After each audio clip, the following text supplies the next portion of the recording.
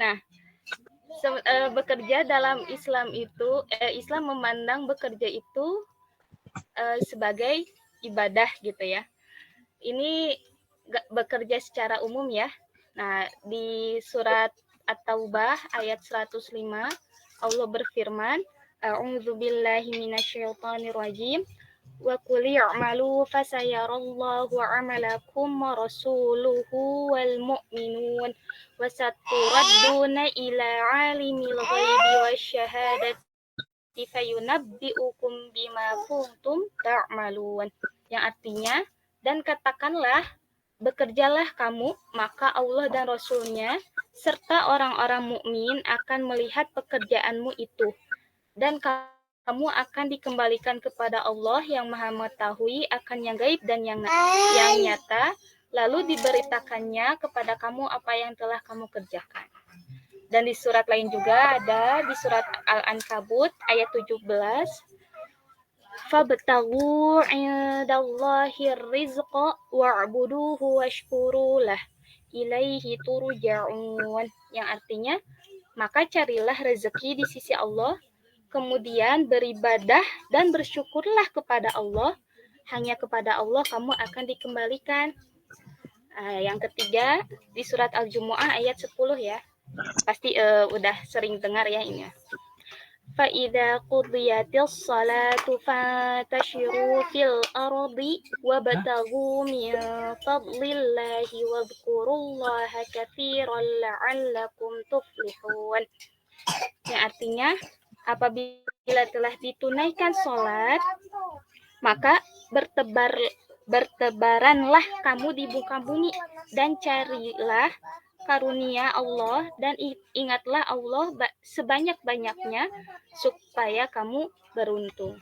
Nah, ini salah tiga ya dari ayat Al-Quran atau firman Allah yang memerintahkan kita untuk bekerja.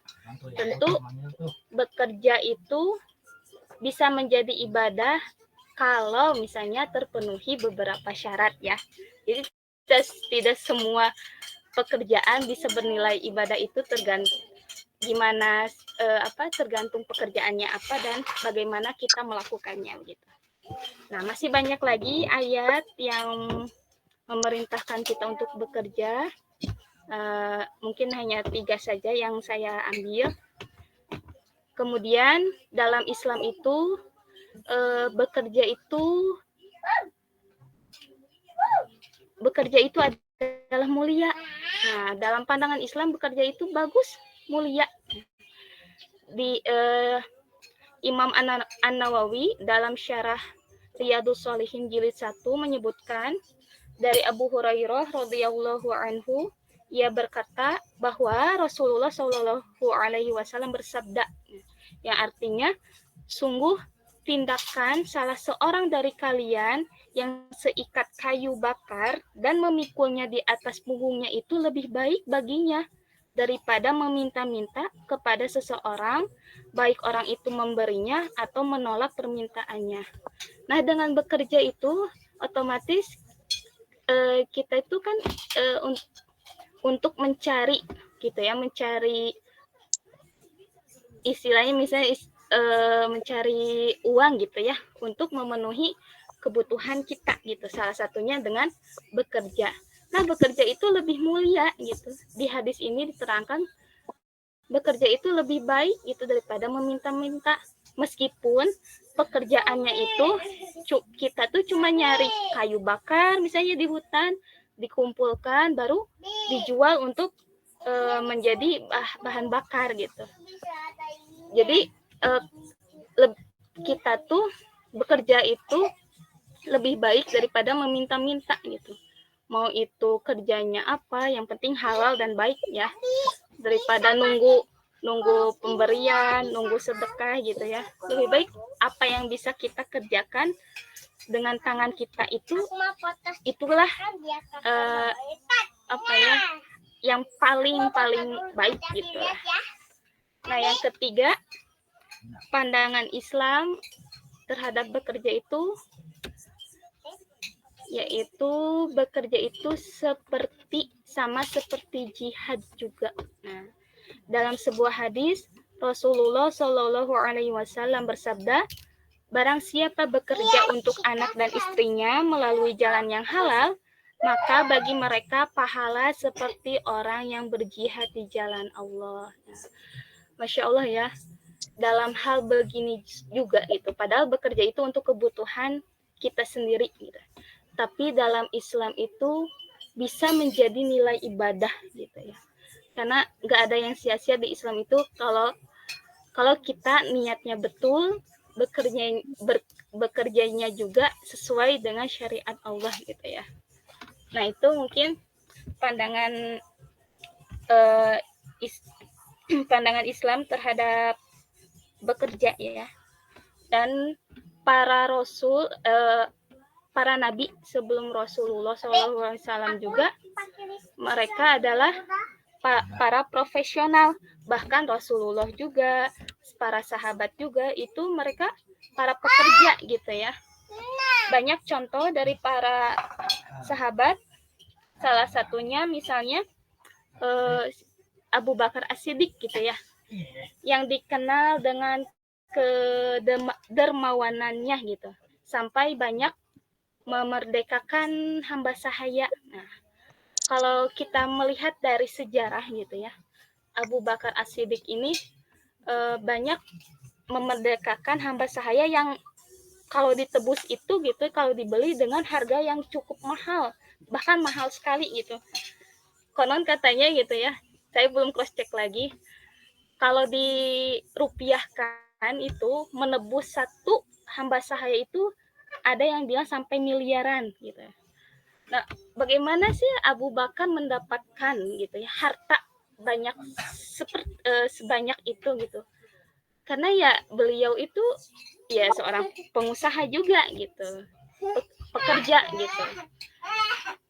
Dan juga sahabat Rasul yang lain yaitu Utsman bin Affan juga itu terkenal sebagai sahabat yang kaya raya. Nah, ya kan hartanya juga nggak tiba-tiba datang ujug-ujug jeglig gitu ya, ada harta. Tapi ya beliau juga pasti bekerja gitu ya. Rasulullah juga sebelum diangkat menjadi utusan Allah, itu beliau itu menjadi saudagar ya, menjadi pedagang gitu ya, di bawah di bosin gitu ya, apa ya istilahnya ya, di bawah Siti Khadijah gitu ya, menjadi pegawai gitu ya, dan akhirnya ya menjadi pengusaha yang sukses juga gitu ya, seorang yang pekerja. Nah ada contoh dari sahabat Rasul juga dari kalangan wanita, bahkan beliau itu adalah istrinya Rasulullah yaitu Siti Khadijah. Nah, beliau seorang perempuan yang juga bekerja, bahkan beliau adalah businesswoman ya, perempuan yang berbisnis, bisa dibilang wanita karir ya kalau sekarang itu. Betapa hebatnya gitu, meskipun seorang wanita, tapi Bunda Khadijah itu bisa sukses dalam berdagang gitu ya. Nah, kemudian dalam hal ini bagaimana sih pandangan Islam ya terhadap wanita karir, wanita yang bekerja. Nah, di sini tuh ya ada beberapa pendapat yang ada yang mengharamkan wanita bekerja, karena ini salah satu alasannya itu dalilnya tuh wanita itu lebih baik di rumah. Nah, gitu. Ada juga pandangan ya boleh gitu wanita bekerja. Jadi masih ada ikhtilaf di antara ulama. Tapi kita ambil aja ya. Karena kalau membahas hukum haram atau bolehnya itu emang pembahasan yang panjang banget gitu ya. Nah, namun kita ambil yang bolehnya gitu ya. Karena bekerja itu ya tadi ya yang sudah disinggung di awal oleh Teh Iin, bahwa bekerja itu sebagai salah satu cara ya untuk memenuhi kebutuhan kita, apalagi wanita ya, biar tidak bergantung kepada orang lain. Nah, selanjutnya pembahasan tentang wanita karir. Apa sih wanita karir? Wanita karir berarti wanita yang memiliki pekerjaan dan mandiri finansial, baik kerja pada orang lain maupun punya usaha sendiri. Nah, untuk apa sih biasanya wanita bekerja itu? Nah, ada beberapa alasan kenapa wanita itu terjun ke dunia karir. Salah satunya adalah faktor pendidikan. Biasanya yang berpendidikan itu lebih lebih terbuka ya pikirannya, sehingga ya aku gitu untuk mengamalkan ilmuku biasanya ya aku bekerja, aku apa gitu ya. Dari pendidikan yang tinggi itu biasanya yang melahirkan wanita-wanita karir atau wanita-wanita yang bekerja itu. Nah, di sini juga wanita karir di masyarakat yang sering terpikirkan oleh masyarakat gitu ya. Wanita karir itu wanita yang kerjanya biasanya di kantoran. Wanita yang biasanya bekerja di perusahaan. Pokoknya wanita yang penampilannya teh formal banget gitu ya, wanita yang kerjanya tuh dengan gaji tinggi gitu ya, wanita karir itu. Padahal wanita kalau lihat di sini ya, di gambar gitu. Di gambar sebelumnya. Nah, wanita yang misalnya berternak, sebagai petani, sebagai penjual, bahkan sebagai karyawan, ada juga yang sebagai kuli panggul ya, kuli yang bawa-bawa itu. Ini tuh bisa saja disebut wanita karir kalau dilihat dari definisi yang tadi dijelaskan ya. Karena ya dengan hal ini gitu, pokoknya wanita yang punya pekerjaan, bisa mandiri secara finansial, itu bisa disebut wanita karir. Jadi bukan wanita yang duduk di kantoran, kerja di bank, jadi dokter atau apa. Nah, itu yang wanita di rumah aja wanita karir, nggak juga ya. Sekarang banyak ya wanita yang di rumah, mereka punya bisnis online juga gitu ya. Nah, itu juga bisa disebut dengan wanita karir. Jadi wanita karir itu wanita yang bekerja lah intinya, mau pekerjaannya apapun itu. Nah, yang kedua, alasan kenapa wanita terjun ke dunia karir itu adalah karena faktor keadaan dan kebutuhan yang mendesak dalam keluarga. Nah, ini biasanya menjadi faktor yang utama biasanya. Faktor yang yang mendukung dan mendorong wanita untuk bekerja.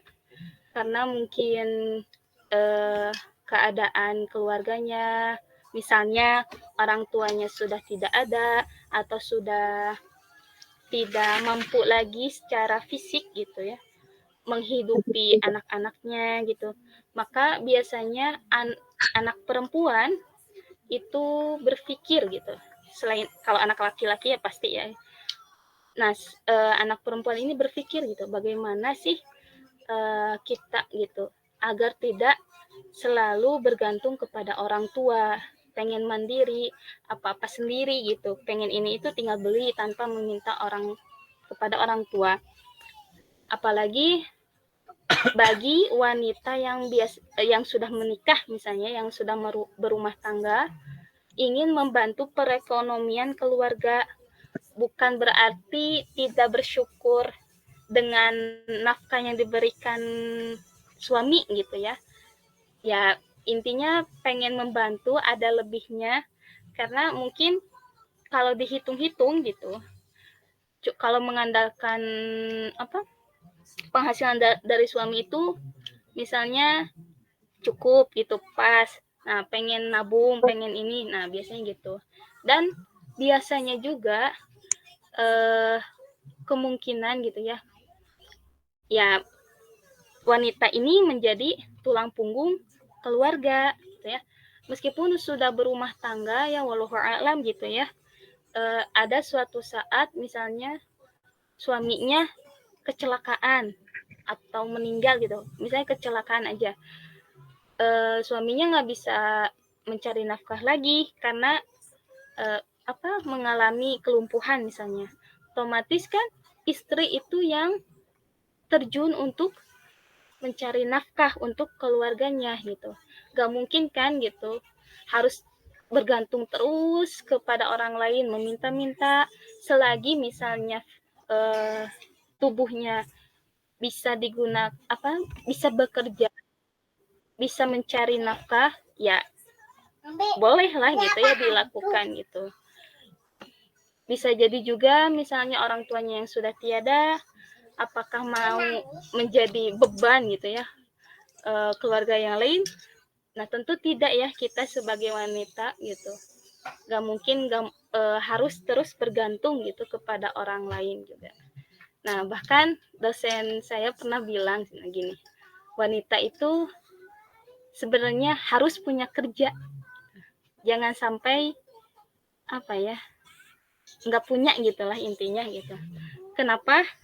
Karena ya itu teh ya gitu, suatu saat itu ya nggak tahu ya keadaan kita bagaimana, bisa jadi ada satu lain hal yang membuat kita itu ya harus memenuhi kebutuhan kita itu.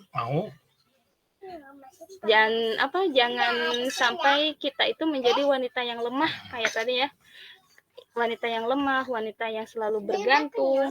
Kita tuh bisa loh gitu cari uang juga gitu, menghidupi kita sendiri itu, mandiri juga. Nah begitu. Terus faktor yang ketiga itu karena alasan ekonomis. Nah jadi sebagian wanita itu biasanya nggak mau bergantung kepada pria tadi. Biasanya kalau bergantung kepada pria, di mana pria itu nggak ada, misalnya pergi, kita mau apa gitu, diem aja, nggak bisa makan, nggak bisa ini. Nah, jadi kalau misalnya kita memiliki kemampuan untuk bekerja dan kuat secara finansial, itu hal yang kayak gitu tuh nggak bikin panik gitu ya, nggak bikin gimana nih buat kebutuhan sehari-hari, tapi kita sudah mempersiapkan gitu.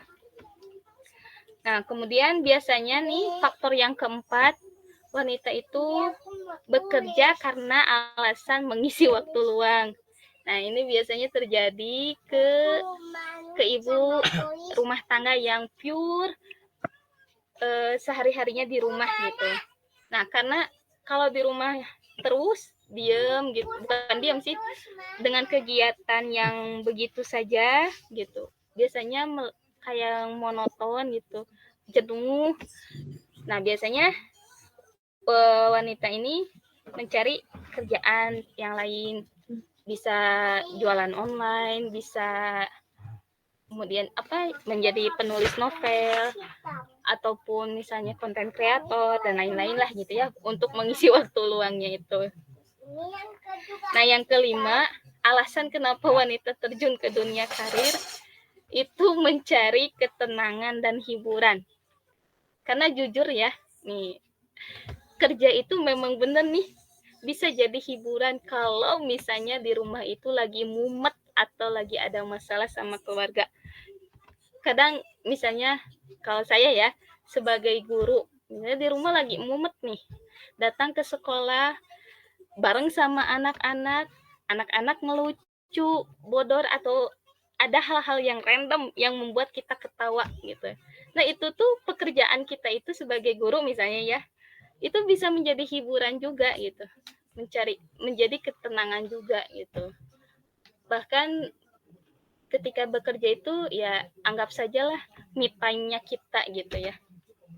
Nah yang terakhir nih alasannya yaitu mengembangkan bakat wanita itu. Biasanya kalau seorang perempuan atau wanita memiliki bakat, untuk mengasahnya kembali ya bekerja gitu. Misalnya wanita ini jago menulis nih, bikin cerita.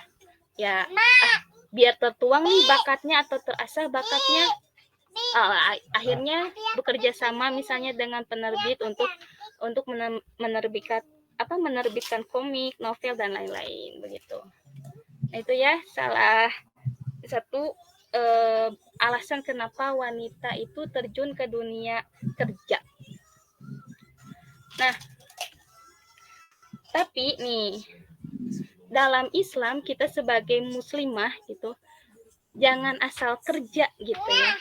Tentu pekerjaan yang kita cari itu harus sesuai dengan apa yang disyariatkan oleh Islam. Jangan mentang-mentang yang penting dapat duit, yang penting aku bisa ngidupin diri sendiri gitu. Sekarang banyak ya pekerjaan wanita yang emang dia bisa menghasilkan uang misalnya, tapi itu menjadi dosa gitu ya. Punten contohnya ya PSK itu kerja, iya kerja bener, tapi pekerjaannya itu ya pasti haram gitu ya kan, tidak diridhoi oleh Allah gitu. Nah jadi sebagai wanita muslimah kita harus benar-benar kalau mau bekerja carilah pekerjaan yang intinya Allah ridho nggak sih sama pekerjaan kita itu. Allah ridho nggak ya pekerjaan ini sesuai syariat nggak ya, pekerjaan ini melanggar batas agama nggak ya. Nah kita itu harus pinter-pinter gitu memilih pekerjaan yang memang nanti pekerjaan itu kita tuh bisa menjadikan nilai ibadah untuk kita gitu.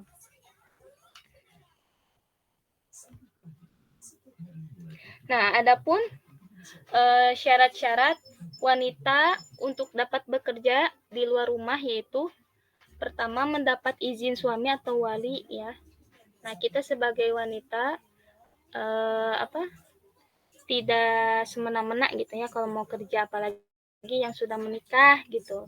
Biasanya izin suami itu nomor 1 gitu ya. Karena ridho ketika kita sudah berkeluarga atau bersuami, ridho suami itu yang nomor 1. Sebelum nikah ridho orang tua adalah nomor 1 gitu. Kita minta restu dulu gitu biasa. Karena orang tua atau suami itu ya tidak akan menjerumuskan kita ke hal-hal yang negatif gitu ya, kalaupun mau bekerja gitu. Nah, ketika kita memilih bekerja di luar rumah, maka seorang muslimah itu harus berpakaian syar'i.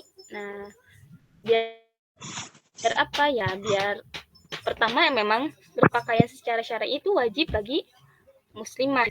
Kedua ya biar kita terhindar dari banyak fitnah gitu ya.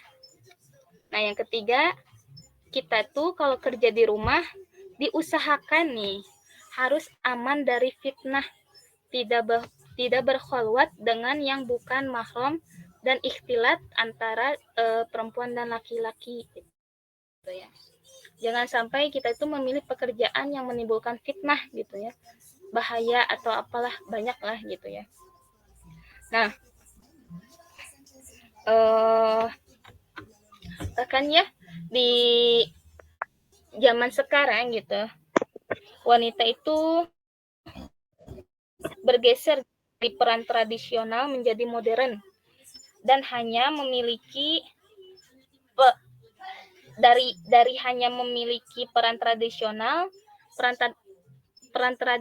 di sini maksudnya ya wanita itu ya cukup melahirkan anak, mengurus rumah tangga gitu ya, udah cukup perempuan mah di situ aja. Nah, ke hal yang modern, jadi wanita itu berperan di bidang pendidikan, kesehatan, politik bahkan, ataupun ya perniagaan atau dan lain-lain gitu ya. Nah, sebenarnya kalau di zaman sekarang itu peran wanita di berbagai bidang itu sangat penting ya menurut saya gitu. Contohnya kayak ini aja. Misalnya Gojek ya, ojek online lah, ojol gitu ya. Kalau misalnya kayak saya gitu ya, belum bisa naik motor sendiri nih, nggak bisa berkendara motor sendiri gitu ya. Kalau naik angkot atau bus misalnya lama waktunya, terbuang banyak nih, nggak bisa cepet-cepet, akhirnya memilih misalnya untuk ojol gitu ya. Nah di situ kan kebanyakan ojol itu laki-laki gitu ya.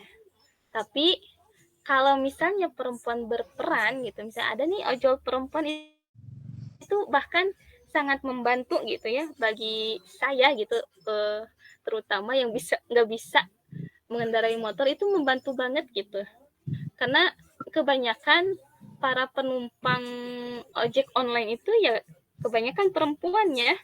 Jadi kalau misalnya drivernya cewek lagi, perempuan lagi, itu lebih enak kitanya gitu.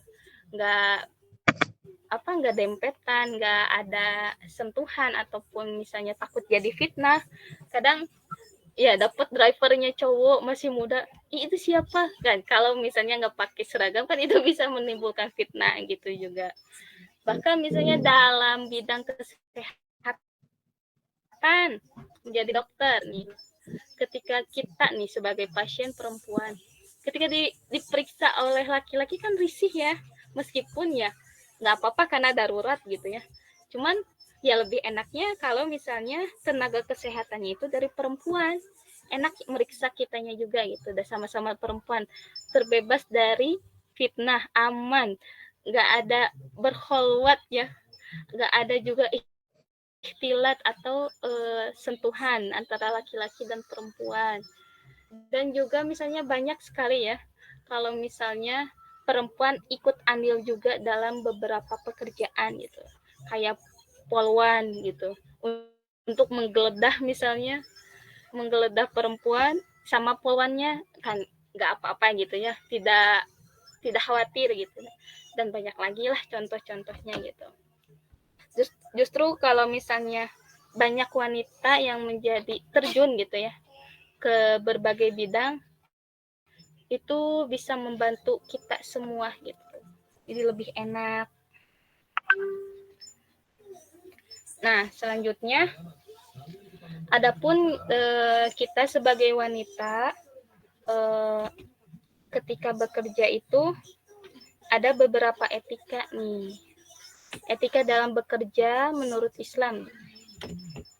Salah satunya yang pertama, kita kalau misalnya jadi pekerja atau pegawai itu bekerjalah dengan ikhlas karena Allah, salah satunya ya. Yang ini, nah ini nih kunci yang menjadikan pekerjaan kita itu menjadi ibadah, nilai ibadah itu ini. Kalau misalnya dalam bekerja itu kita menanamkan atau mengamalkan syariat-syariat Islam gitu ya. Salah satunya ini bekerja dengan ikhlas karena Allah, atau kalau saya sebut itu bekerja secara profesional.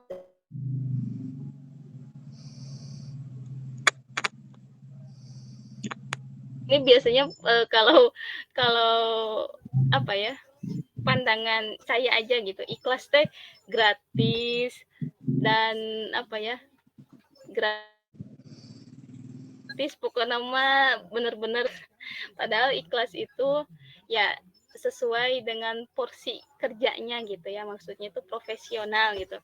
Ketika kita misalnya sebagai pegawai ya datang tepat waktu, melayani dengan ramah, bisa bekerja sesuai dengan tanggung jawabnya gitu, sesuai amanahnya. Adapun misalnya kita misalnya sebagai pendidik atau guru, bekerja dengan ikhlas itu bukan arti tidak digaji tidak digaji atau misalnya apa gitu ya, tapi bekerja dengan ikhlas karena Allah itu ya kita benar-benar membimbing dan mendidik anak didik kita gitu ya, sesuai dengan kemampuan kita gitu, loyalitas lah intinya. Kalau bekerja dengan ikhlas itu kita loyal dengan pekerjaan kita gitu. Yang kedua gitu, kita dalam bekerja itu harus jujur. Nah, ini yang paling penting. Semuanya penting sih ditanamkan dalam diri kita itu. Karena kejujuran itu akan menunjukkan kepada kebaikan, dan kebaikan itu tentunya akan menunjukkan jalan menuju surga gitu ya. Diawali dengan jujur, insya Allah pekerjaan semuanya itu menjadi baik dan lancar. Nah, yang ketiga yaitu kita harus memiliki sikap amanah. Karena amanah ini menjadi tanggung jawab kita kepada Allah gitu ya. Ketika misalnya kita diamanahi untuk misalnya menjadi Dewan Perwakilan Rakyat nih, otomatis ya kita sebisa mungkin untuk menjadi wakil rakyat yang memang bisa menguntungkan rakyat, bukan malah menjadi beban rakyat gitu. Nah, ini amanah sebenarnya ya. Nah, kalau misalnya kita sebagai Dewan Perwakilan Rakyat tidak amanah, udahlah, wassalam begitu ya. Nah, banyaklah pokoknya bekerja apapun, sebagai apapun, tanamkan dalam diri kita, azamkan dalam diri kita bahwa kita itu harus amanah. Dan yang keempat yaitu persaudaraan. Maksudnya apa sih? Persaudaraan itu, jadi kita memandang rekan kerja kita itu sebagai ya apa? Saudara yang memang benar sama-sama apa ya sebutnya teh sama-sama ya ibadah juga gitu. Kalau biasanya nih di tempat kerja sama rekan-rekan kerja kita sudah berasa menjadi saudara, itu biasanya lebih nyaman. Ketika kita nyaman di tempat kerja, ya apapun yang kita kerjakan itu biasanya lebih lebih bersemangat, lebih ikhlas lagi. Pokoknya loyalitasnya juga tinggi gitu. Nah, ini bisa jadi poin poin utama gitu ya untuk menjadikan kerjaan kita itu menjadi ibadah juga gitu. Dan yang kelima yaitu harus menanamkan keadilan atau bersikap adil. Maksud adil di sini yaitu setiap orang harus diperlakukan sesuai dengan semestinya, meletakkan sesuatu pada tempatnya tanpa diskriminasi. Misalnya kita menjadi direktur atau bos ya sebuah perusahaan, atau kita sebagai owner bisnis yang memiliki pekerja atau karyawan gitu ya. Nah, kita tuh sebagai bos gitu ya, kalau misalnya menerima karyawan ini misalnya sebagai sebagai bagian pergudangan ya, pekerjakan karyawan itu ya sesuai dengan kontraknya gitu. Jangan sampai disuruh ini itu sampai terzolimi misalnya, nauzubillah gitu ya, sampai si karyawan itu merasa kok ini tidak sesuai kontrak gitu ya, kok ini melebihi kapasitas tanggung jawab pekerjaan saya. Nah, jangan sampai ada hal yang seperti itu gitu. Bahkan ketika bekerja juga kita itu nih biasanya yang suka lupa gitu, harus adil kepada diri kita sendiri. Jangan terlalu diporsir, terlalu capek, bahkan kerja bagai kuda gitu ya, terus dipacu gitu tanpa ada istirahat. Nah, biasanya itu yang sering kita lupa gitu ya, adil terhadap tubuh kita sendiri gitu. Nah, itu mungkin beberapa hal